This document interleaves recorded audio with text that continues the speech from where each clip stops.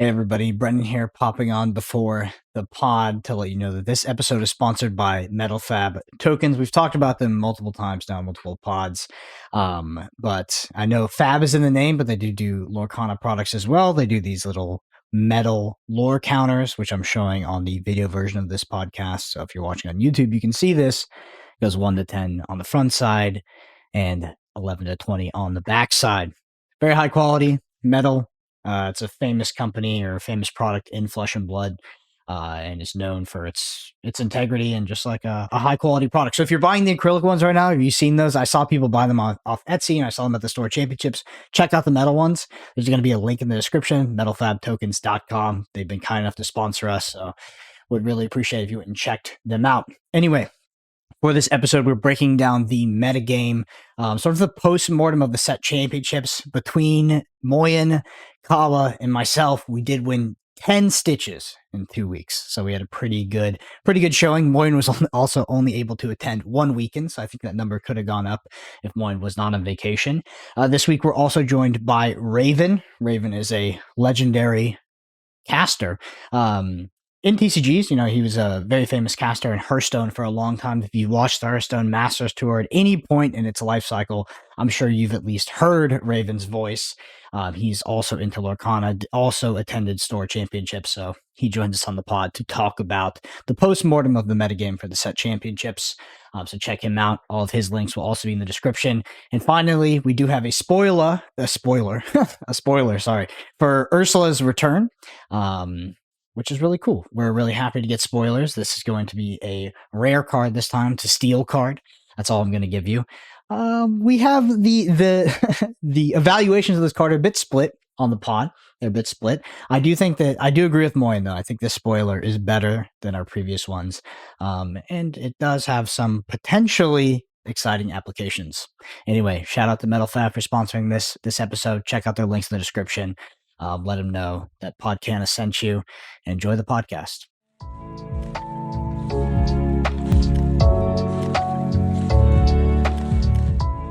Hello, everybody, and welcome back to Podcana episode 50. This week, we are joined by Raven, legendary caster in the space, a Hearthstone caster that I was actually a fan of for a long time prior to him getting into Lorcana and coming on the podcast for the first time. This is his second appearance. Want to welcome you once again, Raven, to the podcast, and thank you for coming on. How did your set championships go? Not great. You heard the giggles already, so I think that sums it up. I went to 1 in total, and it was the biggest one, at least in the UK, in terms of numbers, or at least up there. It was like, I think, high 50s in terms of players. I'm not sure the exact number off the top of my head. And I felt like, after the fact, I felt like I may as well have not bothered because it went a bit poorly. I ended up going 1-2 drop. I did fine in my first matchup, but it was a matchup I was expecting to win. And my other 2 matches I played out in the main tournament, because they did run a side event, which was pretty cool, was I lost 1-2 in both. And I lost every single dice roll throughout the day, basically. So, and that I felt like that had a pretty solid impact on my my overall performance. I'm not blaming my losses completely on that, but it didn't help, I'll put it that way. So it was a nice experience, but I think I decided to dive in the deep end on the big tournament, and it did not go too well. Well, if it makes you feel better, I think it's gotten overshadowed, but I actually went 1-2 in 2 tournaments, and then I won 4 others. So like I could have easily, if I played 1, I could have easily gone 1-2, and that could have been the story of my set champs. I think if I could have gone back, and this is all easy to say now, but I think I would have probably tried to go to a few more and maybe get hold of a deck. One of the reasons I only go to a few, in-person Lorcana things, is because I mainly use Kawa's cards, because he flies over and we go together, and Kawa has a lot of cards, and I don't. So that's one of the reasons. But I would have liked to have played him more, but I think it was just one of those days, right, where it's just not your tournament, things just don't go too well. And no doubt I didn't play perfectly, of course, as well. Like, that's of course the case. Awesome. Well, I just want to update the listeners on the weekend 2 of our set championships. So for me, I went to 2 more tournaments. I won both of them, so I ended up taking down 4. The set championships, first place in 4 of them, so I have the 4 mats and the stitches, which you can see behind me. Like I mentioned, this was in the previous week, but I did go 1, 2, and 2 of them. I think a lot of that was, part of it was bad pairings, and I think the other part was my Ruby Amethyst strategy into Green Steel wasn't refined quite yet, and once I got that down, it was a lot easier and a lot better.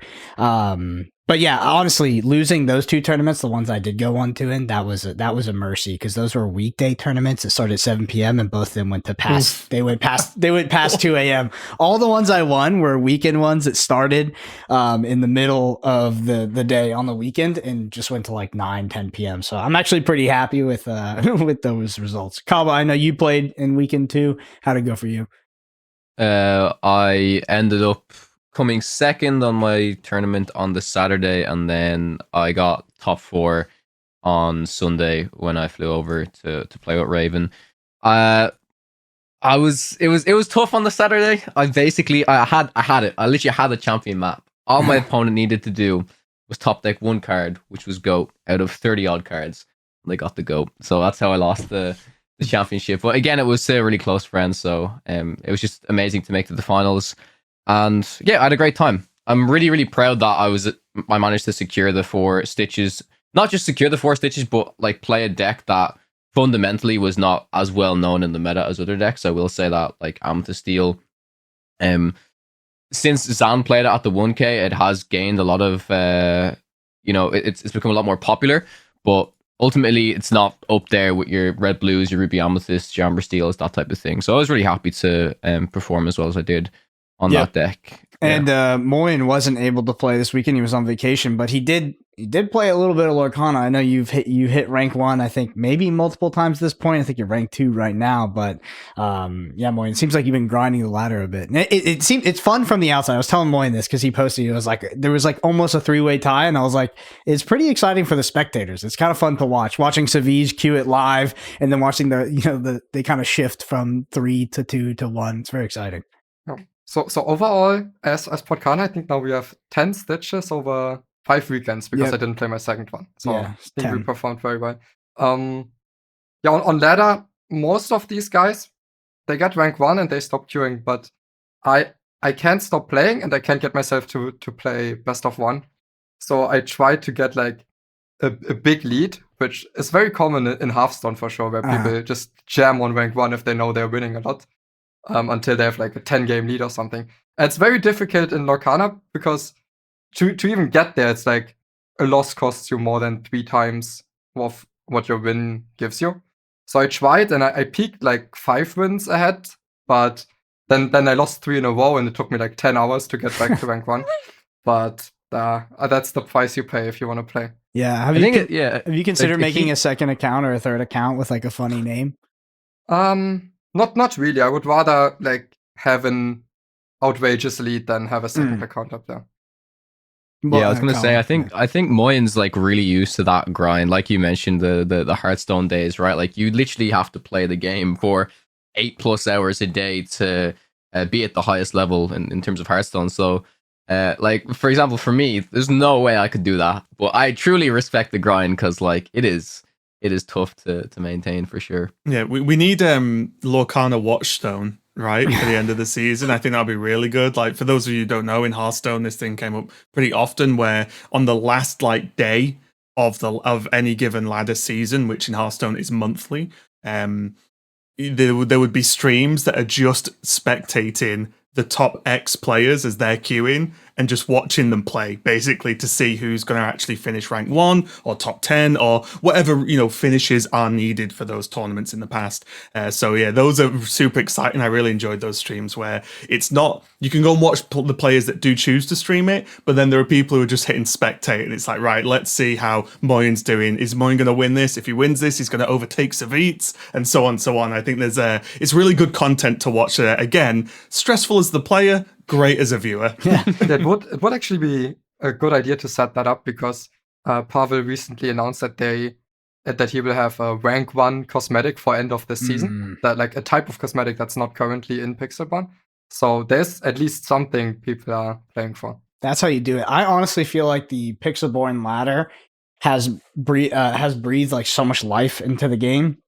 even if you're not competing for rank 1, it's just so exciting to watch, and it just adds a level of tension that makes these streams like much more interesting to be a part of. Because like watching Savige queue for rank 1 and watching like like I said, the top 4 or 5 players just toss it between each other, it's added such a dynamic. And I mean, it's been like that for a while. Like having ranked in Pixelborn has just been awesome. Like, I don't know, pretty much everybody that I talk to, whether it's at these set championships or at locals, like they are all playing on Pixelborn and they're all interacting with it and they queue into each other. Like I had someone come up to me, they're like, yeah, I queued into you last night. And I was like, okay, that definitely wasn't me. And he's like, yeah, I queued into like Decandio7. I was like, bro, you think I'm Decandio? I was like, what are you talking? I was like, that's not my name. He totally thought that was me. I was like, no, that is absolutely not me. But yeah, I think that's awesome. And the rank 1 cosmetic is sweet. That'd be cool if they did one for top 25 as well, to give other people something to grind for. I mean, that's honestly all you need to incentivize players. Like for a ladder system, you don't necessarily need some monetary value. You just need a level of like aspirational content and sort of like a trophy that people can have at the end of the season. I just want to hit a few other headlines before. Go ahead, Maury. Okay. Just before that, Pavel also said that there will be rewards for top 25, top 5, and rank 1. Oh, so that is all announced. It's just nice. I want the rank 1 reward. Literally, Pavel is better at incentivizing players to play ladder than Second Dinner is for Marvel Snap. All right.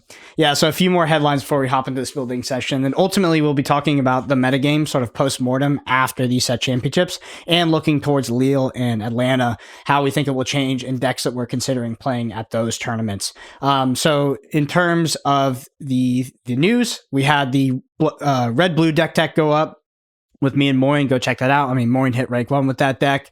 We had the Amethyst Steel deck tech with Zanshed, which is also on YouTube. And then, of course, a Ruby Amethyst tips and tricks, which I did solo, which is just, talking about matchups and specific, like, sort of orienting yourself as the beatdown or the control deck in any particular matchup, how to do that, and particularly talking about how to focus more on the aggressive game plan to maybe get some more wins. The last thing I want to talk about, and I'll pose this to you guys as well. So, I noticed this weekend when I was playing with my cards. I had them single sleeved in the Dragon Seal dual mats, and I went to top 8 and I went to just change out my sleeves because they were a little dirty. And I noticed my cards themselves were like fucked up. And I actually don't riffle or whatever. I have a very gentle shuffle.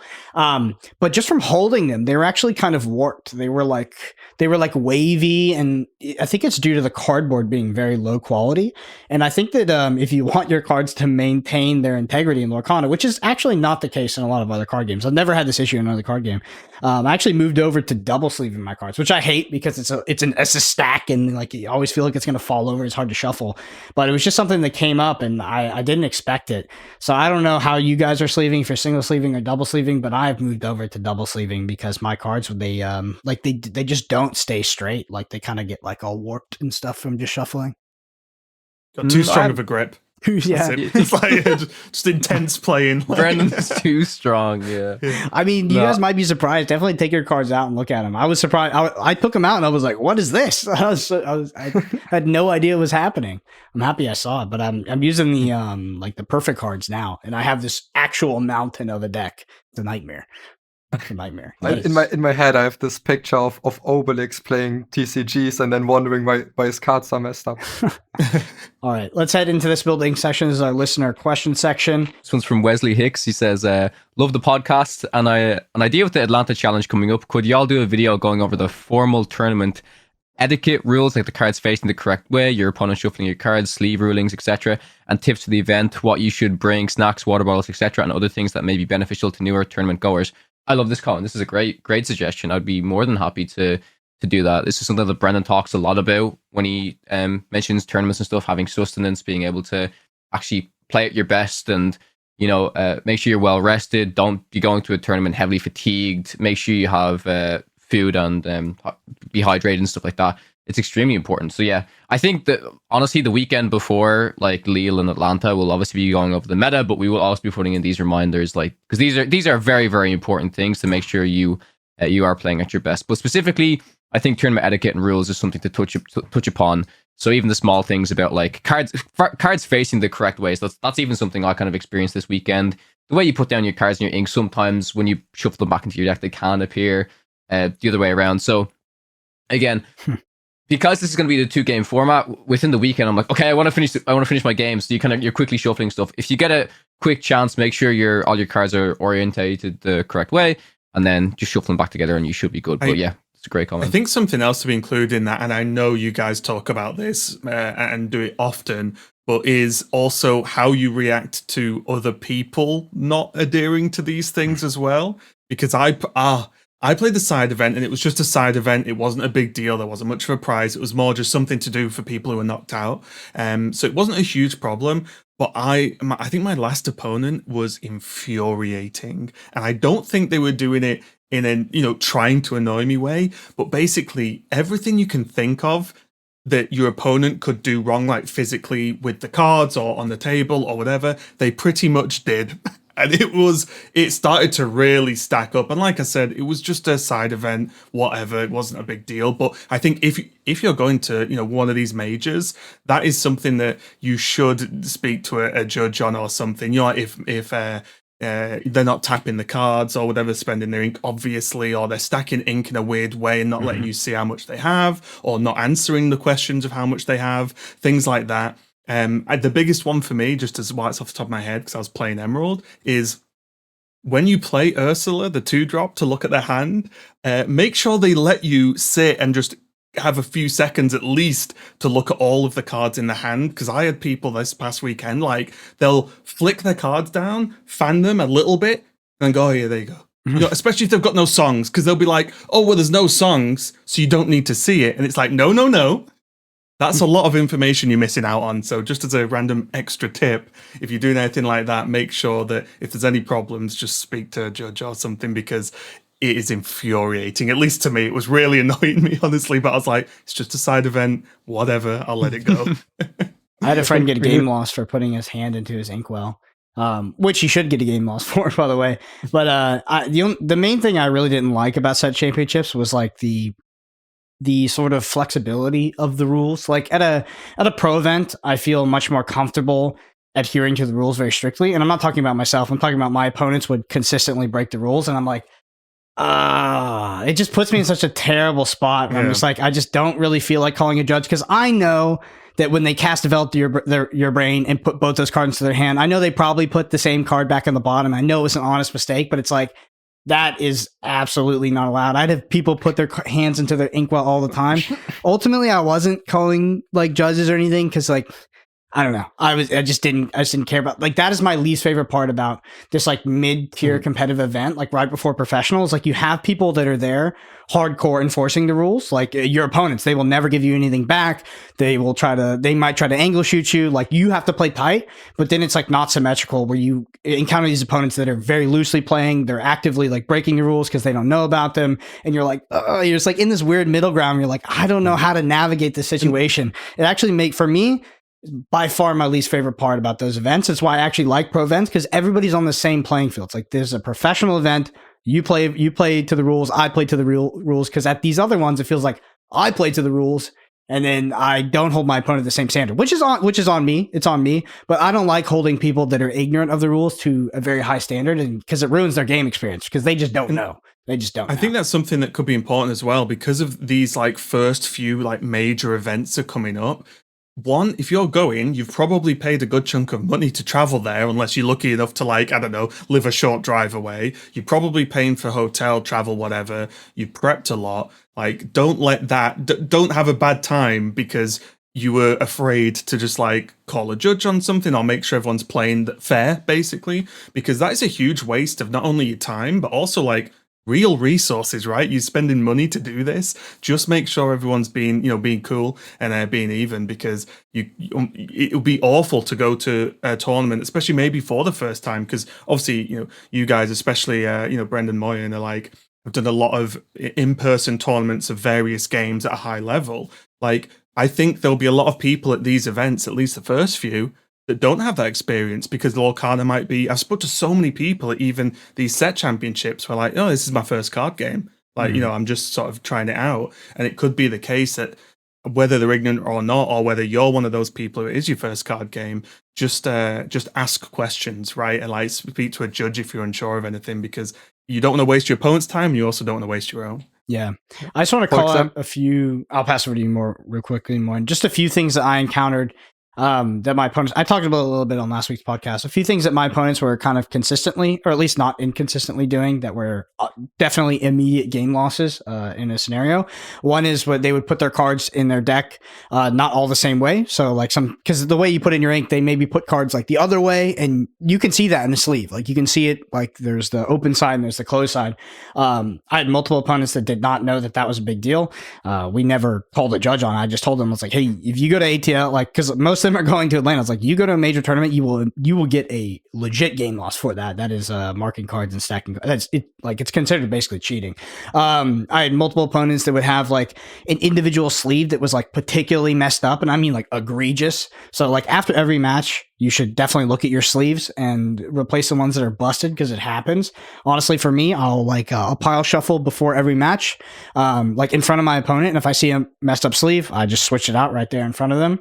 I had tons of opponents that were doing that. And then also just like, people put their hands down in bizarre places and often right next to their inkwell. You can't do that. It's not you don't lose the entire set, but you lose that game. If you ever put your hand down to your ink, you immediately lose that game. So just keep that in mind. It just happened a lot. And while my opponents were never punished for it, because I would just tell them, at Atlanta, if you pair against me and you do that, I'm definitely not doing the same thing, because it's a professional level event. Well, it's a pro event, so like there should be no gray area, because that's where the pain point comes in, is when both players don't understand what the rules are, which is what these like store events are like. But if you go to Atlanta, you cannot be putting cards backwards into your deck, even if you're not trying to stack your deck like that. Like it's just not allowed, and you need to be maintaining the integrity of the rules like everybody else. Is it already an issue to put down your hand like next to the ink? Yeah, I think so. If your ink is like all vertical, I mean, it depends where you put it. So I put mine top. If I'm going to put my hand down, I put it top left on my mat, like all the way in front at the top, and I say, "This is my hand." But that's somewhat next to the ink, I guess. Yeah. It's like I think, like for me, I've done it before where, let's say I'll have 3 ink, and my 3 ink is pretty much sort of half stacked, like in a little kind of stack. Mm-hmm. I'll put my hand down, say that ink's on the left, I'll put my hand down on the right side, so there's a huge gap between, I think, as long as, again, you'll know the intricacies of the rules, but at least the way I've sort of looked at it is, as long as there's an obvious gap between, like, it's not even close, right? I think is the way, at least I've been comfortable looking at it. That there could be a specific rule as to exact placement on your mat you should put it. But for me, I think I've had it the same in these tournaments where like people just put their hand almost on their ink. Yeah. It's like almost on it. And it's like, well, now I don't even know what I'm looking at. What's ink? And even they've been confused. They've gone, wait, is this my hand or is this? Yeah, I'm like, it's worse. I would always say well. That's your hand, because I'm looking, and it's just like, geez, even if people aren't doing it on purpose, it can cause havoc and ruin the whole game. Yeah, right. Also, like it's just my biggest point regarding this is just that even if they're not cheating, you have to call a judge on this. And the worst that happens is like they get a warning, people move on. But the problem is if you never call this stuff out, then the people that do actually cheat can take advantage of that, and they will never get caught. For example, with, let's say, the develop your brain, maybe they switch a card, and then even so, like it's kind of your responsibility to do something about it. And anecdotally, what's kind of funny is that I'm heavy into One Piece, and the last 2 European huge webcam events in One Piece. Okay, webcam events, it's even worse, because there's probably ways to cheat no one will ever realize. But both winners of these last 2 events, where like top 8 is like 5k plus, have been DQ'd in post, because in some of their footage there was proof of them cheating. And one of them was like, a friend told me, so this one I haven't actually seen myself, but it's like that they are, the camera was up to their shoulders, and then they were like switching a card that like with their mouth into their hand. Like, oh my, that's so fucking funny! Oh my god! And then the other one might be even worse, where their hands, they put their hand and the cards in their hand like at the edge of their table, and then they had someone sitting beneath the table, switching out the cards. And then in the recordings, even if you can almost not see it, but then suddenly a card moves vertically for no reason. And then another one gets pushed up. It's so dude, bad. How do you get that job? How do you get the job as the guy that's below the table, below his legs, being like, I hope they're getting a good cut of that prize money because my God. I hope he gets half. At least half. At least half. Oh my God, dude. One Piece webcam parents are freaking hilarious. I see so many Twitter posts of people the footage and it's like this guy's cheating, and man, it's just so funny. So to answer the original question before we go on the next one, we will probably do a pod on that right before Atlanta and Lille. I think honestly it happens to me a lot especially when I was going to sit championships. People would be surprised when I brought a bag that had food and water in it. They're like, oh, that's smart. Because it's a store championship, but it's also honestly most time it's 10-12 hour tournament. It was a long time. So yeah, I usually come prepared because those things they're marathons for sure. Yep. Next one's from Caveman. Hey boys, long time listener, first time caller here. Just wanted to say thank you for all the red purple tips. I was sadly not able to secure a top 4 in any of my locals for the Stitch events, but aside from being on the receiving end of several crab boosted opponent minis into my own mini on curve, I felt like the real villain of the weekend was the timer. There were a significant amount of draws in my event to the point where top quote was determined by tiebreakers between people who went 2-1-2. I know you've touched on this a bit already, just wondering if you had any more in-depth thoughts regarding playing around the time limit. Yep.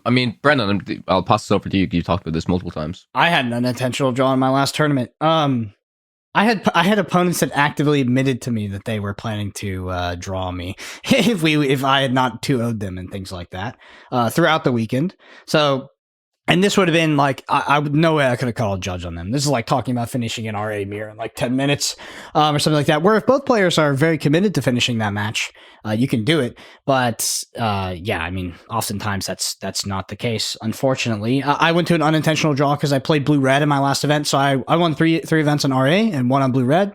Blue red into RA. I was going second, and we had to go to a game 3, and I unintentionally drew. I honestly, we'll talk about this later, but the format is switching to a 2-game format. They've also switched the points, which we'll talk about. That's actually, I think, in one of these questions. But if it was best of 3 at Atlanta, 0% chance I take blue red. 0% chance I take. It takes way too many game actions. If you get someone who's even remotely slow, you're going to time. I think if it's 2 control decks, it's absolutely freaking brutal. I talked about this since the week 1 of the championships. Playing RA or playing blue red, the thing I thought about more than any singular game action in Lorcana was the timer. The timer. I was looking straight at the timer. So, going to time was a huge issue. Unintentional draws was a huge issue. What I do, so if I was going to give you any tip, so you win game 1, you go to game 2. You've determined your X% to win the game. Let's say it's something high. It's 20%, but it would take most of your clock. I'll concede game 2 and go on the play. I've only had to do it once, because other times it was I was still 50% to win or something like that. I was I got to go for this. And then I only unintentionally drew once, but yeah, I will sometimes concede a game on the draw early, or a game that I'm losing early, in order to get to game 3 in a best of 3 format. Yeah, that makes sense. I it was the same with me. I was looking at the timer so much. Unfortunately, in the last event we played, it was very awkwardly placed where I had to keep asking someone else, a judge basically, how much time was left. And I felt like no one else was really looking at the timer as much as me. And maybe this is something that people aren't used to. Like Raven mentioned, a lot of people that are playing this game for the first time. But I look at the timer so much during my game. At least every 5 minutes, I'm checking the timer, honestly. And it gets, I think my opponents can see it sometimes. It gets frustrating when they're sitting there and they kind of decide, and I'm kind of I don't mean to do it, but you're kind of sitting there just make an action so I can kind of play my turn. You know what I mean? You're sitting there. And I did have a judge at one stage say to my opponent, okay, you have to it's time to make an action. You know what I mean? So, yep. I think as well, even if you don't want to, maybe you may get distracted having to think about looking and checking the time all the time. At least check at the end of each game. I think after game 1, okay, how fast was that game? Where are we up to now? We've maybe got 2 games to play. If you play game 2 and it's a draw, then look again and say, okay, is this going to be a draw? Have I got time to try and like blast out the third game to try and win? I think like at least after every game, look at the clock, because when I first started playing like, you know, these in-person tournaments, I didn't look at the clock at all and just didn't even realize it was important, because I was like, oh, we'll finish. We didn't. And then like, whereas now I'm more used to it, where like I at least look after every game, you know, bare minimum. Yeah. For ways to word this to your opponent, I'll tell you how I do it. So if let's say I'm at a pro tour or world championship and I want to win, like I'm actually trying to win this tournament, which maybe sounds obvious, but it's honestly not the case every time. Sometimes I'm going to these events and I'm not super invested in winning. I haven't put in enough work, and you know, I won't. But if I was like, everything is on the line, I have to win. As soon as my opponent starts playing slow, I would raise my hand, call a judge, say, "Can you watch this match for slow play?" They will sit at your table and watch it, and that they'll apply it to you, by the way, as well. So you better hope you're playing fast. But what I do 99.9% of the time is I tell my opponent what the time is. I say we have 30 minutes left. We have 20 minutes left. If we want, and sometimes I'll say, if we want to get to a game 3, we probably got to wrap this one up quick. And I just give them those very gentle reminders of the time, how much we have left, and if we partition it to 3 games, how likely we are to finish. That's usually about as aggressive as I get. And I do that freaking constantly, because that's literally what's going on in my head. I'm like, okay, we finished that one in 15 minutes. You know, we're probably fine for this game 3. Like we're totally fine. We don't have to worry. Or we're going to have 10 minutes left. If we finish the next 5, we'll have 10 minutes left to play game 3 in a blue-red mirror. So we got to do something here. That's kind of how I word stuff. Yeah, for sure. Next one's from Raphael. Hey guys, won 3 stitches, 3 out of 3 events using the RA list you guys posted. Bounced many a goat when at 10 lore. Wanted to ask something. With recent changes to the point system for challenges, unfinished matches are a huge liability. Do you think this will reflect on the metagame unless people will bring Sapphire decks to the event? I mean, funnily enough, this is what Brendan's kind of talking about. I know you're saying in the 2-game format, you're unlikely to. Well, no, in the 3-game format. In the 3 game. The 3-game format. 2-game, it's probably fine, right? Totally think I can finish. So. Yeah, 45-minute match timer for 2 games, I believe. Moyne was talking. I want to pass this to Moyne, because Moyne actually was talking to me about this. He was talking about decks to pick for Lille and ATL. And we were just talking. Well, there's another dynamic. One, there's time. So I actually think the time is better. Like, time should actually probably not constrain your pick. But Moyne was also talking about, like, how does the 2-game format affect what deck you might bring. So I just want to let you, I know that we kind of maybe determined it doesn't matter that much, but I want to toss over to you to kind of walk through the thought process of like what's going on in your head when thinking about 2-game. So before the change, you really needed to 2-0 your rounds to get the extra point. But now that it's weighted at 33% instead of like an entire 100%, I think you're completely fine bringing less polarizing decks as well. So I think that's a good change for sure. And then, but also before that, people had this thought in their head where they're like, okay, in a 2-1 format, I also need to win going second. But while that is true, I think the same was true in a best of 3. In a best of 3, you can't just hope you go first every single round so that you never have to win a game going second. So I think that is something that's like a bit overblown by the community, and that was already the case in best of 3. Mm-hmm. There was, so one other thing, 2-game format, best of 3. I kind of lost my thought to be. Here it is. Let's tell them exactly what happened with the point changes. Because we actually didn't clarify that. So it used to be you get 1 point for winning, 0 points for losing, and if you went 2-0, you got an additional 1 point. Now you get 3 points for winning, 0 points for losing, and you get an additional 1 point for going 2-0. So that's the reduction in the 2-0 weight that we talked about. I also, from what I understand, you guys can clarify this, you get like 1 point for tying, and I believe the tie is alluding to an unintentional draw. Or is it 0? I can't remember. I thought there was something, but I had this conversation multiple times, but I think I was wrong about the 1 point. It's just 0 for tying. No, I mean, what is a tie? If you go to unintentional draw. If you don't finish game 2. I think if game 2 doesn't finish, no one gets a point for that match. Yeah, I think that's what I would just imagine 3 too, for winning. Okay, just 3 for winning. Mm-hmm. Yeah, much better system in our opinion. We complain about the extra point a lot. Well, we still have the extra point, but it's significantly less. I think there's just that bigger gaps, right? It's potential to be created in the in terms of just actual raw physical point numbers when you look at an actual like a standings, Yeah. and stuff. I think that's a huge part of it, right? Is to just not make everyone within a point of each other, which is what sometimes it looked like in 2-game format beforehand. Yeah, so because we complained a lot about this extra point being weighted so much, where it like really doesn't make any sense that it's weighted that much. So I think this is already a step in the right direction. And in general, this format makes it so if it's true that if the second game doesn't finish, no one gets a point, that no one really has an incentive to play slower. Like all they gain from that is that their opponent doesn't gain a point, which is much less to gain than if you were also to gain something from it. Yeah, I think for me as well, like Cow probably is tired of hearing me because I said it a lot on Sunday when we were there. But I after my 3 losses of 3 dice roll losses in a row, and I was playing Emerald Amethyst like discard, it was such a disaster. Like I won my first matchup because I was against Blue Red, so I won that going second twice because the matchup's just that good. So I did it, no problem. But then I had more like even matchups, and just going second straight away was just a disaster because each one I lost 1-2, and even the ones where I lost, it was really close, and it was just I was just like I hope all tournaments from store level locals to highest level Lorcana, I hope they just all go 2-game format, because after this past weekend, I was like, I'm done with like draws going on to time because certain decks take too long, then rolling a dice to see who's going to be extremely favored in any given match. I was like, roll on 2-game regardless. And then these points changes right now. What I'm hearing is that Raven is going to be the first customer of ours who purchases the 47% price because he is so frustrated with the dice. Oh, I was fuming. It was just because my deck as well was so powerful going first. I was like, I can't even win a dice roll. Like I played Blue Red and actually didn't feel the pain of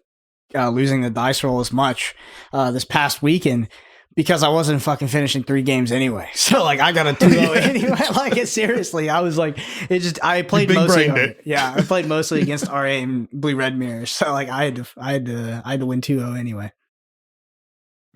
Next comment is from Ibby. How do you feel about red yellow this format? Another deck that we didn't include in the tier list, which I think was fair to say. I wouldn't have put it in 1.5 or 1 to be honest, but very formidable deck. I saw 1 or 2 people take down some set champs on Mufasa, and a lot of Mufasas made it into top 8, top 4s around the set champs. So like I think the deck is, I want to say it's only going to get better over time, but I think basically what I'm trying to say is I think there are some really good Mufasa players, like people who put in a lot of time on red yellow, and those players, if they're good at the game and they play the deck a lot, it's like all the people who play Ruby Amethyst so much. Like if you hand Ruby Amethyst to a new player and you expect them to just play absolutely insane, that's not going to happen, right? You know what I mean? Like he's got to tell him to play mini on 3 and mini on 4 and win the dice roll. That'll get him over the line like 80% of the time, I feel like. Well, what I'm trying to say anyways is I do think that comfortability with the deck is absolutely huge, and I think people on a list like Mufasa can perform really, really well, for sure. Yeah, I think Ruby Amethyst might be not Ruby Amethyst. I think Mufasa is like the 8th best deck in the game, maybe. And I think I would disagree that like you need to be really good at that deck. I think it's like the deck that punishes you the least for not being good at it, but it just does its thing. I think it's a pretty bad deck. And people always do. People love it when I call a deck a bad deck, because then, 4 or 5 years down the line, someone's going to beat me with that deck, and they're like, you said this was a shit deck. I was like, what, 4 years ago? But yeah, I think it's like, I just think it's ultimately a weak deck. Like, you can do some powerful things like Mother Gothel into Rapunzel, and then I think that Mufasa itself can be particularly... can be a little bit hard to deal with for some decks, but ultimately, I just don't think it compares to some of the top decks. Like when I think about top decks in the metagame right now of Lorcana, there's a pretty simple dynamic, which is, it used to be like whole new world decks, but then most of them got hated out, and we're starting to see them come back by Blue Red. Blue Red doing something unfair in terms of the ramp, like the ramp package in Blue Red is absolutely crazy, and then it kind of flips the entire dynamic of a whole new world because your opponent can't really get value out of it, and they give you a lot of value out of it. I felt like that was there was this sort of like 3 best decks, wheel decks, Amber Steel, Blue Red, keeping them in check, and then RA as this tier 1.5 deck that was just ultra consistent. And what we saw is Blue Red forced the whole new world decks out of the format, and as a result, Emerald Amethyst came into the format as aggro decks, and they were able to actually do okay. I would still put those decks down maybe in tier 1.5 or even like low tier 1.5 and maybe tier 2. I don't think they're like very unfair decks. I think that sometimes they can be unfair on the play. They can just have high win hands, but outside of that, like I don't think that they don't really compare to Blue Red and Ruby Amethyst for me. And the fact that Ruby Amethyst and Blue Red have game into them is actually pretty crazy. Yeah, also, I think let's say Emerald Steel, Emerald Amethyst, and Steel Amethyst, they kind of come into this meta because Red Blue is so popular, and they get a better spot in. But all of these 3 decks, I would say, are better than Mufasa. Yeah, I think they are too. Anyway, that concludes our Spilled Ink section. So our listener question section, if you have your question read out, shoot us a comment on YouTube and we'll get it queued up for next week. All right, our main topic is just the set chaps breakdown, looking towards ATL and Lille in terms of metagame stuff. I just want to go around a circle a bit, because I know Moyen didn't play this week in terms of set champs, but he has been playing on ladder. Ladder is a bit of a different metagame, but it's usually a leading indicator of what will show up to tournaments. We're just going to talk about the metagame that showed up this past weekend. How did it change? So my metagame changed a little bit. There was definitely less green steel, surprisingly. There's more Emerald Amethyst that showed up. But the deck that came back the most was actually Amber Steel Flutes. Because Amber Steel Flutes, I think, is actually pretty decent into Ruby Amethyst. I also think that it can beat Blue Red. Crazy enough, I think it has the possibility to land some Flutes early and actually have a super aggressive strategy and kind of like beat Blue Red. I think it's not common, but it's possible. Outside of, like, if they're not running Flutes, I think it's almost impossible for Amber Steel to beat Blue Red. So I saw a lot more Amber Steel coming to the metagame. And then it was more of the same, but definitely a heavier weight on Blue Red than there was weekend 1. Like Blue Red was really popular deck and it was performing super well. There was a lot of RA as well, but that's pretty much expected. RA is just like one of the most popular decks in the game. It's going to show up no matter what. And yeah, that was how my metagame changed. Ultimately, Amber Steel coming back to the metagame, aggro decks being forced down a bit because that Amber Steel, and just the usual suspect of Blue Red, Ruby Amethyst. I did face 1 Blue Steel in top 8, which I was really happy about. But I guess Blue Steel has come back slightly. It's still going to just get absolutely gatekept by Blue Red, which is maybe, I mean, in terms of popularity, I think Blue Red is probably the second most popular deck at an in-paper event. Ruby Amethyst is maybe the most popular, but I do think that Blue Red online might be the most popular deck. How did it switch for you, Kola? Very similar. Very, very, very similar to what you said. There was more Steel Song Flutes. I think that version is the best version of the deck at the moment because it has a really good matchup into RA. Plenty of Ruby Amethyst, lots of Red Blue. This weekend, I don't think I saw any. Did I see? No, if I saw Blue Steel, it might have been 1 or 2. But like, what's so interesting about that deck is like you said, it's gonna get kept in check because of all of the Blue Reds running around. It's like if something were to happen to Blue Red, then that deck could kind of have a resurgence because it does so well against Ruby Amethyst, right? And that's what I find so interesting about the meta is like certain decks keeping other decks in check. I want to say that overall for my weekend there was more Emerald Steel than Emerald Amethyst, at least on my one on Saturday as well. And ultimately, I actually think that that's probably the better out of the two in terms of some of the broken openers that it can do.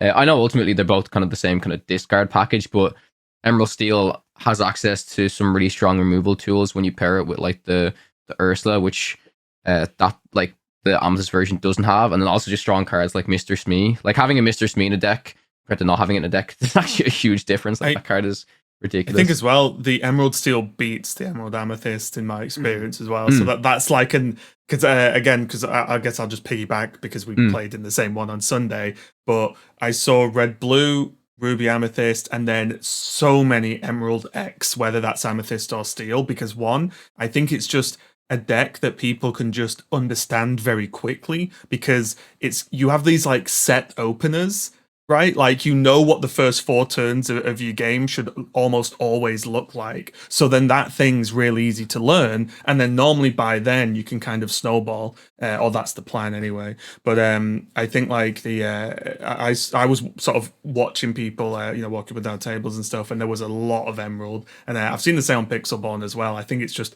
popular, like Emerald Steel, Emerald Amethyst. I think it's just really popular at the moment because people like making people discard cards. Yeah, you just opened a whole can of worms, which, like, honestly, it might be a pod topic on its own. But the more I play against super high level players, and the more I play decks and Lorcana, the more I think this game is more like chess and less like a card game. Because you talk about specific openers, like I literally spoke to someone about the chess thing during a match on Sunday. We literally said, "Oh, you're doing this opening." It's like, yeah, that means I need this opening. You know, we would literally talk about the chess combinations on Sunday. It was funny. That was me and Moyen yesterday as he hit OJA on turn 2 for 8 out of 9 games. Yesterday we ran a Ruby Sapphire into Ruby Amethyst gauntlet where we just wrote down each player's opening, who went first, and then who won. And then based on that, we were like, okay, this beats that. Yeah. Mm-hmm. Yeah, and it feels more like chess than a card game. How have you seen the metagame adapt on the high elo sort of hardcore ladder, Moyen? It's similar, as an Emerald has definitely risen in popularity. Not so much Emerald Amethyst, but more so the Emerald Steel. And I think, I don't know, for a time, at least maybe a couple of weeks ago, I felt like Red Blue can actually do all right against Emerald Steel, but that was just because their lists were far too slow. The lists that are currently being played there are super hard to beat as Red Blue, and they made me have to switch from my beloved Red Blue back to Ruby Amethyst because I was just facing too much Emerald. My Emerald meta development of the week would be...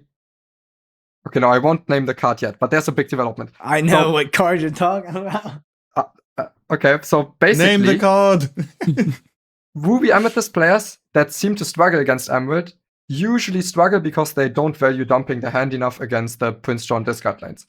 And then I think once they get good at realizing when they do need to prioritize dumping their hand and how they can do so, sometimes even discarding a rabbit of Sudden Shell just because it means, okay, you can dump your hand turn 4, turn 5. And once they get good at that, I do actually think that usually Ruby Amethyst is slightly favored in that matchup. It's just that most people aren't really quite there yet. But the thing is, Emerald Steel players are adapting. And now they started playing Donald Duck a little bit more.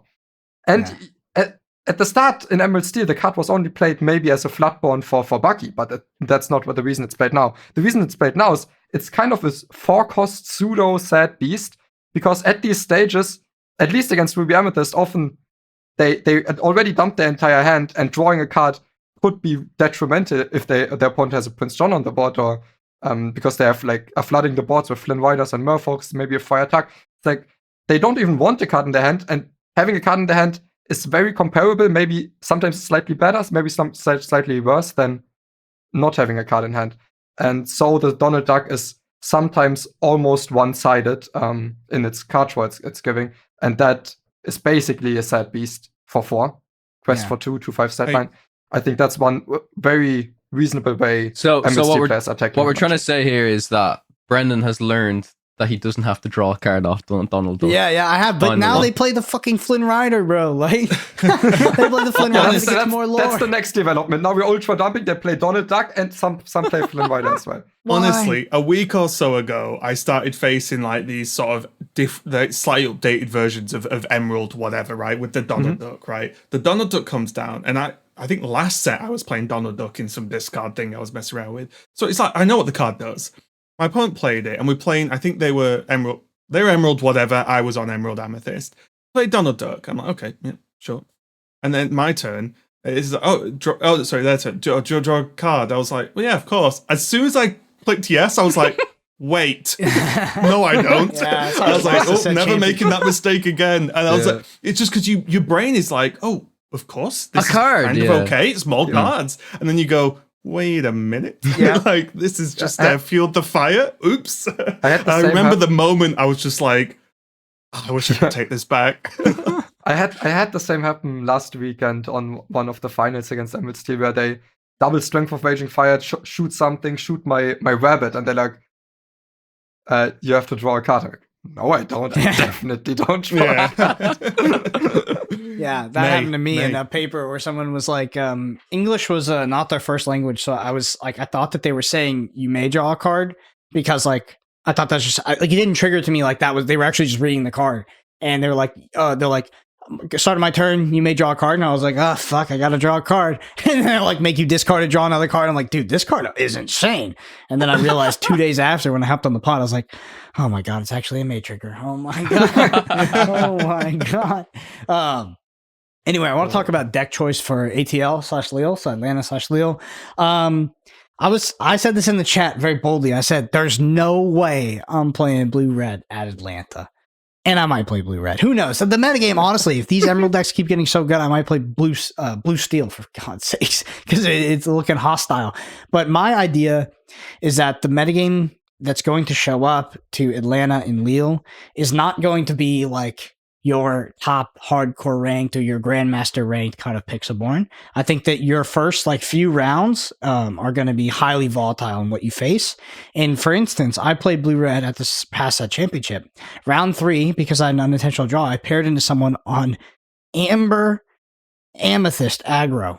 Holy immediate auto loss matchup. I was dead by turn 5 on the play both times. Like nothing. Even if I turn 4, be prepared, it's not happening. And also then get Bare Necessity. It's bad. So I had a straight auto loss. I'm like, damn, do I really need to take this? And when I played RA, like all the RA set championships I won, I went undefeated. And I just feel like that deck, like the consistency of that deck, although I feel like it's a little bit less powerful, I just think that deck is so consistent that the game plans are so dynamic, but at the same time, I say it in the chat. I'm like, I'm playing RA at Atlanta, and then Boyne's like, hey, let's play a blue-red gauntlet versus RA. It's like he won like 6 games, I won like 2. It was not great. It was not great. But my plan is to play Ruby Amethyst at Atlanta because I do think the average, like the average player that shows up, I think is going to be. I think the quality of that player or the experience of the player is going to be lower than you expect. I think a lot of people that are more casual show up. A lot of people that are just like going with friends will show up. And I'm not super excited to bring a deck that has super polarizing matchups. And I do think at this state, and this could not be the state next week because these Emerald decks are freaking adapting. I do think this state, Ruby Amethyst can basically beat everything, has gamed everything. It's just like a really, really powerful deck. So that's my methodology. I think that makes sense though. Yeah. Honestly, because I think that's been the strength of Ruby Amethyst. You could argue it was just strong in set 1, and that's just kind of just true, whatever. But I think that's like the overall strength of the archetype is that I've not played much Ruby Amethyst myself, but I played against it with a ton of different decks, and I've never really sat there and gone, oh yeah, easy matchup, I'll win. I always feel like I'm comfortable, but I could easily lose because it just has the right tools to sort of flex itself to whatever situation's needed. And it's more to do with like how you approach the matchup versus the deck just auto winning this matchup and auto losing this matchup. So I do think like going to one of these majors, you bring red, blue or whatever, and then you just face some like Giga aggro, and it's like, well, there's one round already gone. Next, and then you're in the losers metagame, and you face it again. Yeah. So, like, if you go 0-1, that's what I mean. It's a fair, right? It's over. It's freaking over if you go if you start out 0-1. I also never really liked that argument, but I do really feel like on Ruby Amethyst I can win because I play better than my opponent. Yeah. And usually I never liked the argument. I always try to think of how do these decks compare against each other if both players play optimally? But we're so far away from that where I think this argument has to be made. For example, my second best matchup on Ruby Amethyst all time is the Mirror. And I have like an 80% win rate in the Mirror.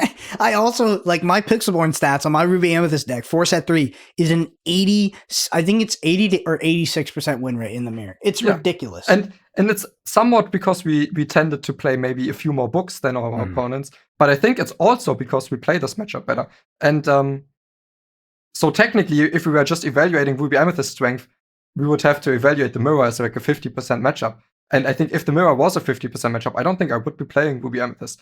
But I don't think for us the Mirror really is 50%. Yeah, and I think that's where you apply it, right? Because then you think, is the player at this next major going to be as good as your MMR level pixel born player, I would say no, right? So then suddenly, a little bit worse. That's what I'm saying. Yeah, I agree, and that's why I'm saying that's even like more of a step, at least for you guys who have been heavily invested in Ruby Amethyst for so long. I think I mentioned it. I made a video last week, including I think it was your deck, Moyen, and I was saying like Moyen's played this archetype pretty much forever, and when a good player's put the time in, and the deck is how it is in terms of its ability in a lot of matchups, you're probably going to do well because it's like the comfortable factor combined with how flexible the deck is. So, and I think, like you said, especially for the first majors, I think the field is going to be a bit weaker than expected because it's the first one. People might be like, oh, I've started playing Lorcana this past year. I'm going to go to this cool big tournament. Then if they do get dumpstered because they're not that good, then they're very not likely to go to another one, right? If it's more of a going for the experience as opposed to going to like compete, let's say. So yeah, I think it's worth thinking about at least. So my argument for picking RA is actually not that I can outplay my opponent. It's just like at the end of the day, end all be all. Like if I just look at my data with RA is better than any other deck, both in person and on Pixelborn. Like, I just can't get around that. I think that the idea that you can outplay your opponent with a deck will lead you to make poor strategic choices more often. It will lead you to make good strategic choices. And like, I've had this conversation in a lot of other games because most games in the early state will have this phase where it's like, oh, I don't put this very swinging card in my deck because I don't need it. I don't need that card and I can just beat my opponents with more consistent decks. But the idea is if you don't put the best cards in your deck, you're just not the best player. But for me, looking towards ATL, one, I don't want polarizing matchups. Regardless of opponent, I don't want polarizing matchup because I think that you can make the argument that the players, I think the argument that players themselves will be worse is a weak argument, but the argument that the decks will be worse is a strong argument because the decks are always worse. Like you go to the set championships, the decks are worse. Like people are playing Amber Amethyst aggro. That's a bad deck. But it will absolutely dunk on you. And I think that the deck quality at this tournament will be worse. So that's really my thesis is I want consistent matchup spread, and my data both in person and on Pixelborn just says Ruby Amethyst is the best deck for me to play. It just does. So at this point, it's like, fuck, I guess I gotta that's why I want to play Ruby. And then we'll fast forward a few weeks. I played Blue-Red. Yeah, I might play Blue-Red. Kyle, what do you think about playing and why? Are you thinking about playing Amethyst Steel? Well, I don't know if I'll be playing at all. Myself and Raven, we know what's gonna. Well, listen, we've been in a waiting stage for the past 2-3 months, Raven, right? So we are still waiting to hear the call to arms if we do get chosen as casters, which would be pretty nice. But go ahead. It's okay though, because what will happen is if Kawa ends up playing, what will happen is the week before I'll tell him the colors I would play, and then he'll do that and then win. That's the way we work, right? Yeah, for sure. Because funny story, originally when the set championships came up, I was like, "Oh, Raven, I might come over to you on the last day on Sunday. What deck would you like to play?" Because it was only myself and Raven would be there. He's like, and like I said, because I take Kawa's cards, we often don't play the same colors, right? Because it just makes sense. Yeah. So he goes to me, I might try Steel Amethyst. I go to the event, I'm on Steel Amethyst, so he can't play the same colors as me, and chooses to bring them. And of course, I end up top 4ing the event. But honestly, if I was to bring a deck right now, based on if I had access to all the cards, I think it might be Ruby Amethyst, honestly. And if it's based on my usual way I do things in terms of when I share my card pool, I would happily bring this deck again, Steel Amethyst. Yeah. Because it plays very similar to Ruby Amethyst. I know the exact playlines. I think against Ruby Amethyst, I've played so many matchups against Ruby Amethyst now, and I think it is still favored against Ruby Amethyst. Like when you're on the play, you can win it easily because of the tempo advantage you get out of when you play a 4-drop, you have that removal tool, such as Along Came Zeus, to like kind of dunk on them a little bit. But then you also run the risk of then you're playing in to be prepared. You're always aware that there could be prepared, but you're playing your board in to be prepared. If you don't have a rabbit to back it up and kind of keep your engine going, or even a Queen's Castle, it's really difficult to win. Like the times I did beat Ruby Amethyst, it's like, okay, I know there's a B prep coming. I put down a castle, I have a book or something like that. That's kind of my win con, right? Like that's the best way I can kind of beat them. If they do a B prep, especially if they've got 2 B preps, then the game's it's always theirs. And the biggest thing in this matchup by a mile is the power of Madame Medusa. Madame Medusa absolutely shits on my deck. Every time I play a Mr. Smee, I feel like Madame Medusa comes down every single time. At least you play it on 2. In Ruby Amethyst, we play Minnie Mouse on 3, and then Madame Medusa kills it. Like, I'd rather be playing Minnie Mouse effectively on 2, which that's the advantage that this deck has, right? Is you can get out a turn earlier, and it can be pretty good. Also, I'm never ever playing the big Robin Hood on turn 5 onwards again, because I play this on turn 5. They do Maui, they do Madame Medusa. It's really good when you shift it, but if you're not shifting it, it's going into the ink every time. The only good answer, Maui. It cantrips against Maui, and then you also have a card like Baboom that can easily answer the Maui once it hits into it. But yeah, Madame Medusa, absolutely insane. So if I had access to all the cards, Ruby Amethyst. If not, definitely this deck. And I do think this deck has pretty decent game as well. Like, if again, I already said it. If you guys haven't watched the deck tech, be sure to do so and give this deck a try, because it's something. If you're familiar with Ruby Amethyst, it plays kind of similarly, but you can get some pretty aggressive starts on this deck just through the power of Mr. Smee and Emerald, even right? Captain Hook. That's the big change. Like so it's like, why would I play this deck over Ruby Amethyst? You fucking dunk on all the aggro decks. Where Ruby Amethyst honestly, can beat them, but it's hard. Like, me and Kawa played, and we've obviously talked about, because I was playing Emerald Amethyst. We played a few, we talked about it a lot, and honestly, I got the point was like, if you play a Captain Hook, I feel like I've lost, because it just beats like the first 3 cards I play a lot of the time, or because you got Ursula a 1/3, the Curse Merfolk 1/0, and then you play John. Well, that obviously probably doesn't quest anyway, but you even look at and then I'll go into Ursula dead with a Pinocchio or something, and you're just like a hook. Never mind the Smee, never mind anything else, but a hook just puts a stop to so much aggro. And then on top of that, you've got, again, I'm guessing we'll talk about the openings in a little bit, but Robin Hood hitting the board on turn 1.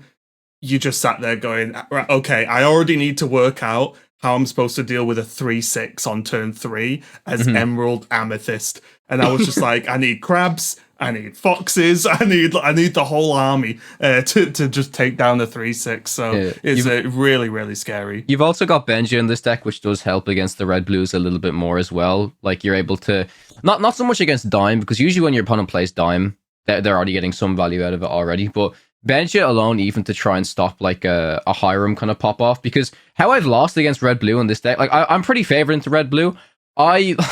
It's actually really funny. In the top 4 of the last set championships, I got to 19 lore twice. Shout out to Chris. Chris is a huge fan of Podcana. He told me he was very happy that he beat me twice. But the Benja is really good, because even if you use it to hit a popsicle and there's a Hiram on the board, if they don't have access to another item, it really shuts down their engine. That's interesting. And, I would have thought red blue is favored versus deck. I would say I'm favored most of the time through the data I've seen, but it depends on how crazy of a pop off red. I mean, if red blue just has the opener, it's definitely favored. Like, as soon as Tamatoa comes down, it's extremely difficult. Hold on. You said did you say, I think you said you were favored versus Ruby Amethyst, right?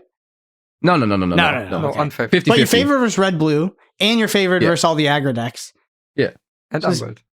Yeah, that would just be the best deck, wouldn't it? Wouldn't that just be the best deck? Unless you got absolutely dog walked by Ruby Amethyst. And by like Ember Steel, right? Probably not good into that either. I don't know. I felt like I was favored into red blue because of like Smee, because of the aggressiveness, because I mean, I'd books, I'd castles, that type of thing. I think a big thing as well, and you guys probably noticed this playing Ruby Amethyst, but because they've all cut their, like, all the ones I played against at least have cut the fish hooks. They can't easily deal with Queen's Castle at all. Like, Maui comes down. Yeah, you got a crab. Okay. You got a crab plus the Mana Mim. That's like the new. No, it's more like, so the way Steel Amethyst beats Ruby Amethyst is because they are better at dealing with the board. So once they do get ahead on the board, and then maybe they can like set up a completely empty side of your board and then drop the castle. That's really where the castle is great. Yeah. Also, I'm sorry, I wasn't talking about the matchup for Ruby Amethyst. I was talking about just against red blue. The locations are particularly good. Okay, yeah. Also, so from my experience from playing red blue against this deck, I hate this matchup because this is basically playing against a Ruby Amethyst that instead of having Maui 6-drops and Be Prepared has a 2-drop that quests for 2 in Smee. Yeah. That has Benja that sometimes screws your card draw that also quests for 2. And on top of that, they play like often 1 to 2 books that you don't really interact with. And then they just keep efficiently flooding the board with shitters. And you have these like clunky, maleficent dragons that's shooting down like a rabbit while they just keep flooding the board. And then along came Zeus, right? And then they have Zeus to just ping off your like Medusa, your bigger stuff, basically. You say that though, but honestly, I think Zeus is one of the worst cards in that matchup because it is. I lost against Blue. You're only saying that because of how your last 2 games went. Bro, so I was 2 games in a row, top 4. Zeus, ba-boom, Zeus. Like, what am I supposed to do, bro? Also, I have good news for you, Kara, for the Ruby Amethyst, because with Brandon, we've been cooking up a new Medusa Tremaine split. And my last 50 games on hardcore core ladder, I'm playing 4 Medusa, 1 Tremaine. I know, it's ridiculous. I hate it so much. I despise the card, Blue honestly. Red did it. So Blue Red did it first. Blue Red's okay, so the Ruby Amethyst split on Medusa Tremaine was 3 Medusa, 1 Tremaine. And then Blue Red split it 4 Medusa, 1 Tremaine. I was like, should we just be doing this in Ruby Amethyst? Because like Medusa is just like one of the best cards in the game right now. It just hits everything. So normal split was 3-2 or 2-2. Yeah, 3-2 or 2-2. Yeah, I like the 4-1 split as well. It seems really, really good. It's worse into red blue, but I think it's significantly better in most other matchups. Yeah. Mm-hmm. All right. Sure. Moin, I want to put you on the spot. What do you think the metagame at Lille is going to be if you could break it down? The metagame that's actually going to show up, what would you predict? Just break it in down to like tier 1 and tier 2 decks, for instance. Like, what do you think that metagame is? So I don't, more so than outside of that tournament, you will need to be having a deck that beats mediocre players on mediocre decks, maybe. So I think that takes a little toll on red blue, but still, I think red blue will be great. I think Ruby Amethyst will be great. Emerald Steel should be good. I think Sapphire Steel can be good if they can, because I think that deck barely has bad matchups if it manages to dodge red blue. Yep. And then other than that, I think I forgot Ember Steel. I think Ember Steel is probably fine, but I don't think I would be bringing it myself because I think that can easily, while it can easily win with some draws, it can also easily lose to itself without even getting to play the game. And then after that, the rogue contenders would be Emerald Amethyst and Steel Amethyst. And then if you're not very good at the game, maybe you can play Bufasa. Oh my goodness, that's gonna trigger. So for me, I think there's one deck. I think that the potentially secret best pick for Atlanta or Lille might actually be Blue Steel. Because I think that the metagame could swing so hard aggro and Emerald, and also aggro in terms of like Ruby Amethyst players playing the more aggressive matchup, which I think the Blue Red can beat. Don't get me wrong.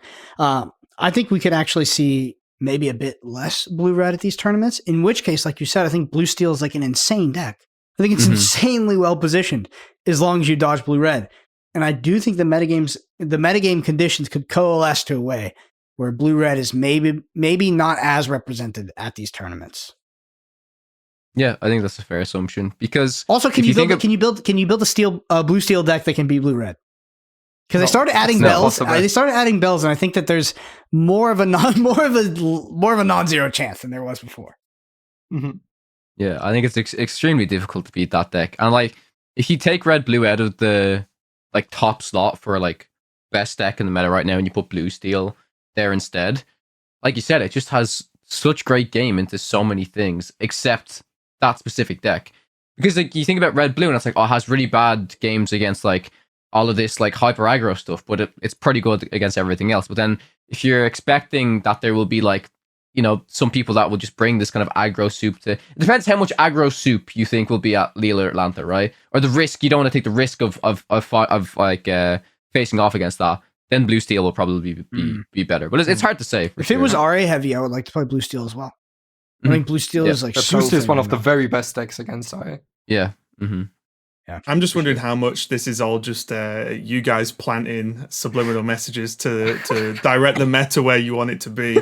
See, something I've heard players at these events talk about is like how much creators and so on, and even it sounds silly because it's obvious, but like the creators that do place well in tournaments, like you guys just talked about, like, oh, we got this many stitches this past 2 weeks, like how much they do impact the meta. I know, for example, Specimen, when he was going for rank 1 and he was playing like Emerald, discard stuff, suddenly even on Pixelboard, everyone's playing Emerald right after that. And then obviously because so many people are practicing on Pixelborn by queuing and not necessarily doing focused practice with a partner, then they have that impression of the meta, so then they build off that. So it's a really interesting thing to think about, is just like, do we think the fact that, we're looking at Moyen, Savitz and so on fighting for these top ranks and so many of the competitive eyes are on it, if Savitz and Moyen, just as an easy examples, both suddenly switched to Amber Steel for the next 2 weeks and said it's the best deck in the world, is that going to spike the decks? Is that going to shape it? I think and I'm not trying to be over exaggerating, but I think there is an impact to that. At least I see it on Ladder anyway. I think if you're a consumer of content, it's something that you should consider. I think if you're a creator of content, if you think about doing that as a strategy, I'll tell you it's the quickest way to die as a creator permanently. I was joking about the strategy, but I'm genuinely interested in like the actual impact it will have. There are some creators that will do that strategy. They will, because it's a young game and they're not experienced at card games. They'll think it's a plus EV play because they can impact the metagame. Big creators have a non-zero impact on the metagame and they can significantly swing people's choices. And you can manipulate the metagame, but for sustainability reasons, it's like always a bad strategic choice, I think, for foregoing the moral quandary that it is. Foregoing that, I think it is a bad strategic choice.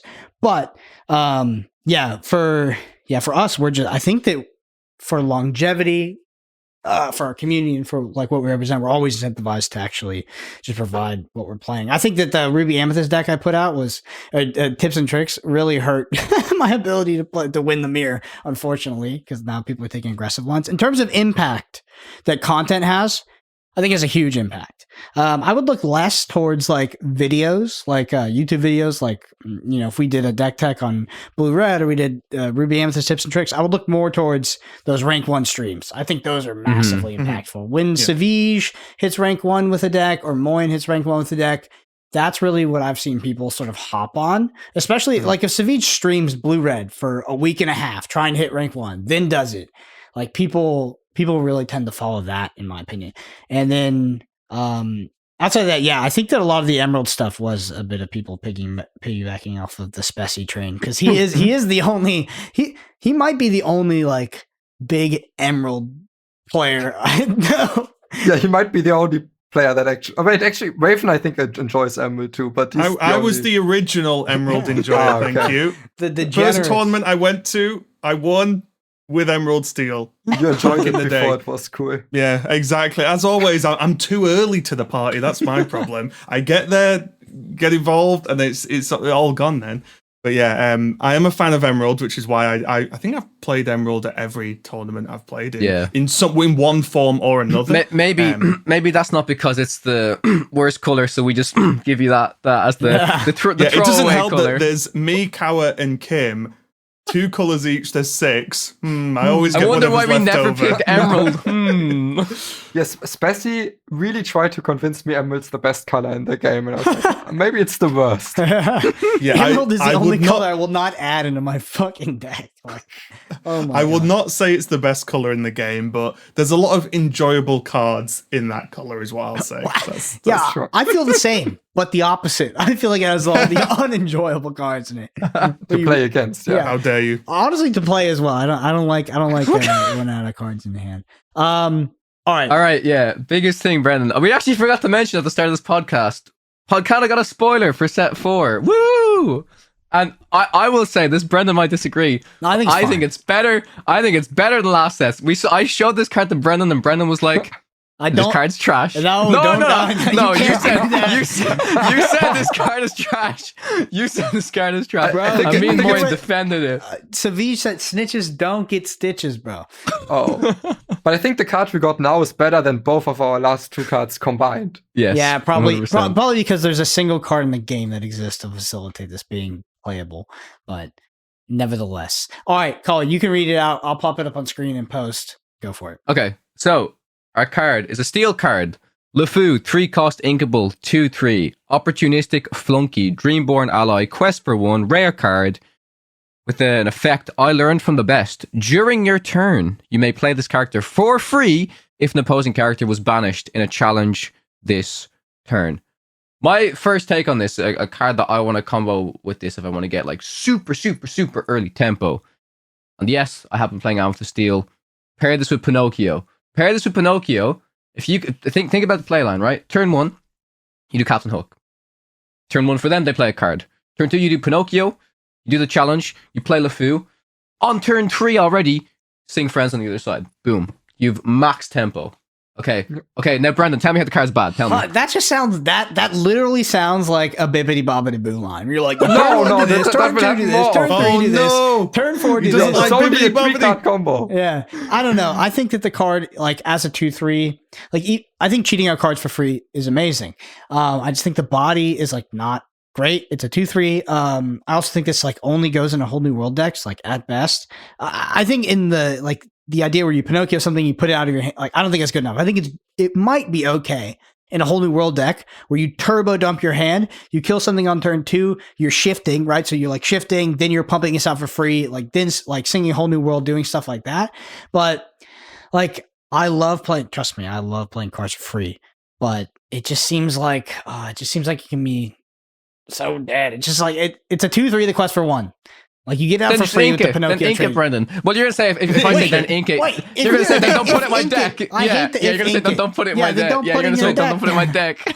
I guess like my question, because I don't think the cards. I think the problem with the card is if it had a better stat line, it would be busted. Oh yeah, is my issue, right? Like if it was anything more than a 2/3. I feel like it would just be broken. You're making me think of Hearthstone. Yeah, Corridor Creeper, bro. The way I see it is this a really good anti-aggro tool?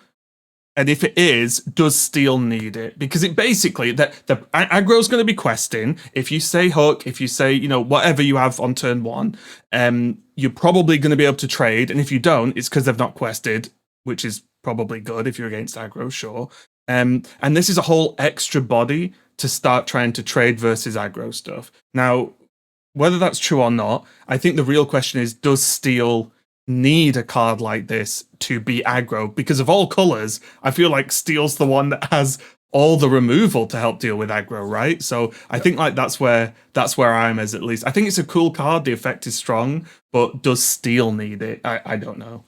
I don't think it's an anti-aggro card. I think it's like a tempo card where you start to be the aggressor. It's like, so I think the biggest strength of this card is getting a 3-cost singer on the board without it costing any ink. So imagine you play this. It doesn't even need to be early. Just if you fit it into some turn where you challenge the character for free, and then you can sing Strength of Raging Fire, let the Storm Rage on. Maybe if you pair it with Amethyst, Friends on the other side. But also in this new set we have Sing Together, where this will very much help us sing high-cost songs with Sing Together. I'm kind of getting sold only in Amber Steel. So, like, honestly, I'm getting sold a little bit in Amber Steel. Like, dump my hand, a whole new world, cast Sing Together cards. Like, Amber Steel already is pumped full of removal. So, like, this... Okay, so in Amber Steel, like, the fact you can cheat this out for free, I just don't love the, like, it's like if something was banished in a challenge. It's the only thing I don't love. I guess it's good if you shift into Robin on 3. Robin gets a trade and you get to playlist next to it. Like that's a lot of singing potential on that turn. LeFous and you sing together, draw 5. Yeah. Bam. Yeah. But then you wouldn't be playing a whole new world in that deck. What if you just do that and have like 3 LeFous in hand and you just go LeFou, bam, go. Easy win. Because I think it would be more interesting if we have like a polarizing take on this card. I'll take the under, right? I'll say this card won't see play. I think plenty of the reasons that were laid out here are fine reasons. But I'll take the under on it. And Moyen will hold you accountable for taking the over. This isn't a meta-relevant card. All your credibility is gone. No. I was just trying to point out how it can be good. Also, I guess to have some light on the other side, I think the easiest way to overvalue this card is to get hung up on the fact that it's free and then not realize that it still costs you a card. So if you don't somehow still manage your card economy, in a lot of stages of the game, you would rather have a card in hand than a 2-3 quest for 1 on the board. So that is the big downside of the card that cannot be neglected. Yes. I think also overvaluing how often you'll be playing this for, like, just assuming this is free rather than, like, you are jumping through significant hoops here. So, yeah. It'll get inked a lot, I think. Yeah. No. Yeah, that's like a little trigger word for me in Lorcana. People I'm not saying it's a good thing. I'm saying But if you have it in your deck, it will be inked a lot. That's all I'm saying. I'm not saying it's good. I hear it a lot. People are like, well, Teeth and Ambitions, when it's not good, you can just ink it. I'm like, then don't fucking play it. I'm like, what? But so there are these type of cards, and they can be okay. For example, Gym is a card, or even Queen's Castle is a card that gets inked a lot. But then on the trade-off, if you know your card will be inked in a lot of games, in the games it's not inked, it really needs to be quite good for it to justify playing. That was me with Wildcat this past weekend. Wildcat is the nuts. Like that, I inked that a few times, but sometimes I just auto won blue matchups, which was great, and sometimes evasive is pretty clutch in the Ruby Amethyst. So it was pretty decent. Yeah, that was it for me. All right, we're going out to Raven's top 3 picks so far out of the spoilers. And that's how we're doing spoilers this season, by the way. Yeah, we're not going through all the fluff, as Brendan would say. Yeah, we're picking out ones we like and we're talking about them. We're not doing full set because 90% of the set is. Well, I mean, that's how it goes. Like we've had significant amount of feedback that truly didn't appreciate us shading on 90% of the cards, so maybe we only talk about 10% of the cards. And people are like, you didn't talk about my cards. You didn't talk about bibbidi bobbidi boo. Picking a few favorites. I think that's a good idea. Okay, so now Brendan's going to shit on all of these 3 cards that Raven picked. No, there's only one emerald. Okay, there's only one emerald card. I did well. All right, Raven, do you want to read these out if that's okay? Yeah, sure. I'll just do them in the order I've got them here. So the first one is the Steel Ariel Sonic Warrior, 6 cost inkable, 3/8 with shift 4, and it's quest for 2. And its amplified voice is its ability. Whenever you play a song, you may pay 2 to deal 3 damage to a chosen character. And I just think like this card, you think of Steel songs, of course, but the shift 4 is pretty cheap for a 3/8. Like that is a lot of health. It quests for 2, great. It can still sing a lot of the expensive songs, even though it's not obviously the 3 cost Ariel earlier on. And I just think having the choice to pay 2 when you sing to just deal 3, I think is so powerful, at least in the current meta. I know the meta will change, but that kills so many cards, or banishes, so many cards, and it's paying 2, I think, at the point you will be doing this. If you're singing songs anyway, you're saving tons of your ink, regardless, because they're free, I'll say, with quotations. But like, I think that this ability to just snipe things is something that isn't really that common in Lorcana at the moment, and I think it is very powerful just because of the nature of how interacting with cards, like challenging, you have to be tapped or whatever, because of how that works. I think just sniping cards before they can get to quest, or if they're like engine cards that are just sat on the board, is extremely strong. And yeah, that's just a lot of health to get through. I want to play devil's advocate because I love this card. I think this card is crazy. Like, I love this card. I love the idea that like you could play some. I think this gives Steel more of a chance to be a control deck in the longer attrition based matchup, because Steel really struggles there. I think, like dealing with like some of the bigger health stuff. But devil's advocate. In Whole New World decks, I think shift 4 is too much. I think that's a lot. I think you're trying to shift and sing a Whole New World really, really quickly. And like shifting on turn 3 or turn 2 is really important. Also, the biggest downside the biggest downside. So if you're shifting this, the biggest downside is just 3 attack. It's getting Mad Medusa every I knew you were going to say that. But that's the world we live in. That's the world we live in. Well, I am upset that my other 2 cards also have 3 attack. Well, this is the problem. You went and grabbed it before I even talked about it. Yeah. So the problem with this one is that you're playing. First of all, the Mad Medusa is not. It's not just killing this. It's 2 for wanting, like it's getting 2 of your things because it's whatever you shifted it on. And I don't know what Ariel you're playing in order to shift this on, if it's actually a relevant card or something like that. So it's like the Mad Medusa just like owns you. Cause like you feel like when you play Robin Hood and it gets Mad Medusa, you feel like you got owned. But this is even more ownage. Like you were getting owned even more in that exchange. You're getting owned by exactly 1 more ink. One more ink and 1 whole turn. Yeah, right. The card might be worse too. I don't know if the shift target for Ariel is also worse than just the 1 cost 2/2. Sure. Robin Hood. So that might change, but current Ariels in the game all cost 3 or 4. So the only cheaper target would be Morph. That's currently in the game, but that could definitely change.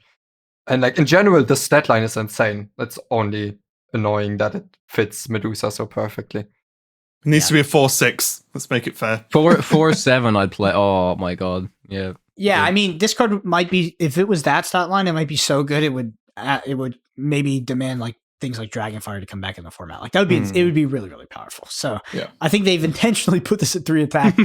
And the rain. I do really enjoy the ability of the card, though. I think it's something we're probably going to see more in the game. I think it's a really cool way to add some level of sort of deeper interaction, and not just, oh, well, I mean, this isn't true because there are cards that can do this, but just some more options of, oh, well, if I've not quested or attacked with this, my opponent can't do anything about it, right? I think it's nice to have more interaction between characters on the board. So I just saw the card and I like it a lot.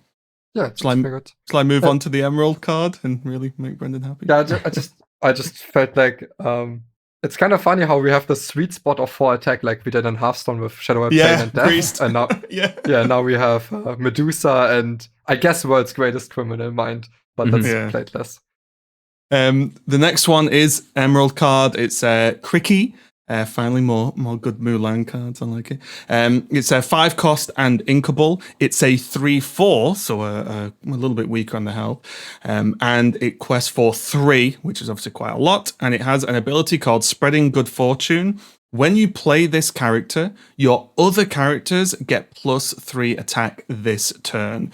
So it's, again, this may not end up being super strong, but I think the combination of it's the amount it quests for, plus giving Emerald something I feel it doesn't have, which is good high attack characters. Being able to, again, for those of you who know Hearthstone, like Bloodlust your board and get some, or at least threaten some really powerful trades and maybe even really good positive trades is something that Emerald doesn't really have access to.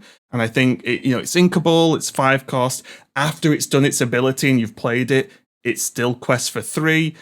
It has 4 health, which means it dodges a lot of the removal that's popular at the moment. So I just think it's, again, don't know how powerful it's going to be, but I think it's a really cool card to fill a void in Emerald, let's say.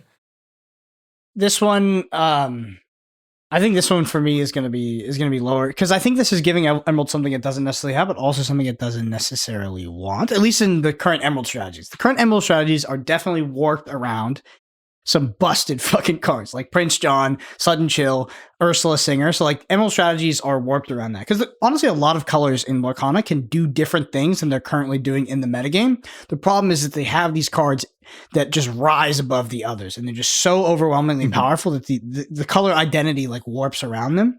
So I think that this card is giving Emerald maybe something it doesn't want right now, at least while like this kind of like discard curve exists, and these like cheap efficient characters like Merfolk, Flynn Rider, crazy stuff like that. Also, it's gonna be relevant for the next card, but I think that this is, it's a 5 cost. That's a significant investment for Emerald, way more bigger investment I think it is for something like Amethyst, which we'll talk about after this. So when this does get Medusa, I think it'd be pretty gnarly for you. So I don't know. I'll pass over to Kawa and Moyen. Yeah, I think the card's fine. I do think, like Raven said, it does give you access to something that it doesn't have, but it just depends on what Emerald's going to evolve into. It's funny that you said obviously Emerald is very much centralized around the whole kind of discard stuff. I'm going to just say a card, Brennan. We're not going to talk about it this episode, but we'll probably get to it eventually. There's a new Emerald Jasmine card, and I think it's pretty good. Also 5 cost. It's in Italian at the moment, so it's the reason I why was going to put that in, but because we don't have a actual English, it's not an English full at the moment, English translation. I think it's pretty good, and yes, it does involve discarding stuff. So you'll look forward to that. Moin, what are your thoughts on the card? And I would love bloodlusting my opponent's face, but they need like exerted characters for me to attack them. That being said, I think it's like a mega crab. It quests for 3 and it crabs all your characters. It's great at dealing with locations and at enabling efficient trades, which, of course, there's going to be a whole new set release that we can toy around with. But even right now, I think in Emerald Amethyst, this card would be great. You have you have a Cusco, Maleficent, a Rabbit, and suddenly all of these can like challenge mid-sized characters the turn you play Quickie. I think this card definitely has potential. I think as well, because I've been playing Emerald Amethyst a ton lately. I was also thinking of like the benefit in the mirrors, because in the mirrors you sort of hitting each other with like wet noodles sort of thing, because neither of you really can trade so well, so you have to really work out how to take the threats off the board. And if you land this first, you just trade up versus everything. Their board doesn't exist, and then you've still got all of yours because theirs doesn't hit for anything either. But I know that's a very specific scenario. Mm-hmm. Yeah, but the also good thing about this card that even in the cases where you can't use its effect at all, having a 5-drop that quests for 3 can still occasionally be fine. Yeah, what's the next one there? Okay, the next one, this is a weird one, mainly because of just how the ability works, so I'll get into it. It's Isabella Madrigal, a Golden Child. It's a Amethyst, 5-cost Inkable, 3/4 again. It has Evasive, and then one ability is Ladies First. During your turn, if no other character has quested this turn, this character gets +3 law, so it then will quest for 4 total, because it has 1 naturally. And then its second part of that ability is Leave It to Me. Whenever this character quests, your other characters can't quest for the rest of this turn. So basically, it's putting all your questing eggs, I suppose, in one basket. You quest with this, nothing else can quest, but this has done 4 that turn, and it has Evasive, so very difficult to deal with, potentially for your opponent. And I just thought I thought the mechanic was kind of interesting and pretty powerful, because you only have to worry about like that's the thing that's going to do the quest, and the rest of your turn or characters can deal with the board maybe and focus on that. But I really just wanted to hear your guys' thoughts on what you think of this whole like Highlander one will quest mechanic going on, and if you think it's going to be strong. I have a question. Medusa. Rules question. Sorry. No. One question. Whenever this character's quest, your other characters can't quest for the rest of this turn.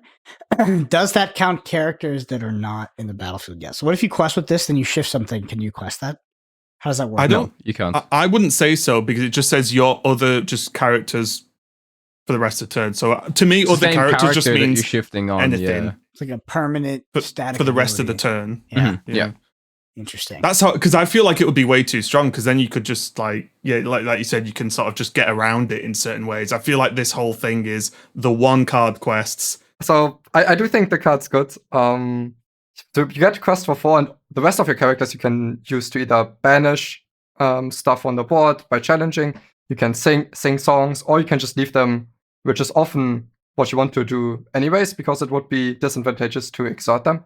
You could compare this to Goofy, which is also a 3/4 evasive, but it quests for 2.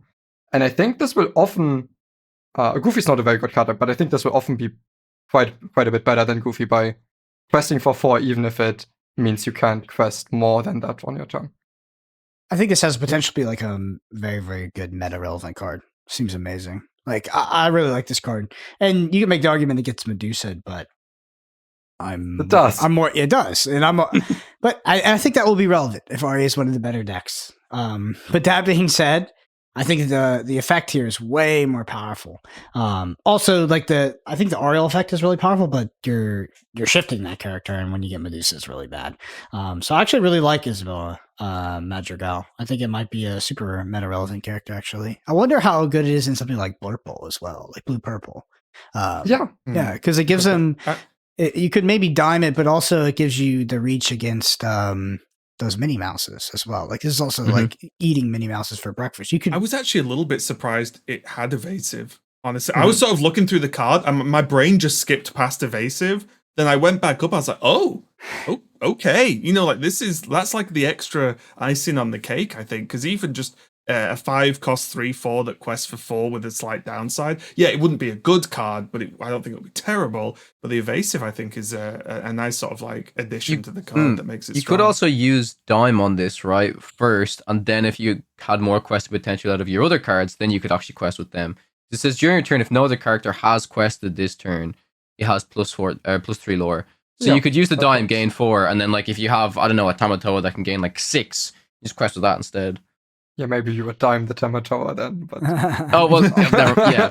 Okay, yeah, you got me there. I think it's more if you just have a wider board that quests total for more than 4, right? Yeah, I'm with you, mate. Don't worry. Checkmate. Awesome. Well, we don't have time for the other spoilers. We'll be getting into them over the next couple weeks. Raven, I want to thank you for coming on the podcast and give you a chance to shout out where people can find you. So it's Ravencast on Twitter, where I tweet about a lot of games, but mainly card games. And then I do stream on Twitch pretty much every day, which is basically UK daytime. And I stream, I do stream some Lorcana. A lot of it's when I'm like sorting out tournaments or trying to prepare. But I stream a few of the card games and a lot of variety at the moment. So yeah, swing by there, give me a follow if you want to hang out and chat. Links will be in the description as well. And if you listen to this podcast, you enjoy it, you can leave us a review on Apple Podcasts or Spotify. If you listen on YouTube, if you're a big fan on YouTube, if you can go over to Apple Podcasts or Spotify and go out of your way and leave us a review, we would really, really appreciate it. It helps so much. There's a video version of this on YouTube at youtube.com/@Podcana podcasts, where you can find those deck techs as well. Hit the subscribe while you're there. Twitter's at BrendanAPG, Calwatech_CG, at Ravencast, and at Moyen_HS. Thank y'all so much for listening. We'll see you next week.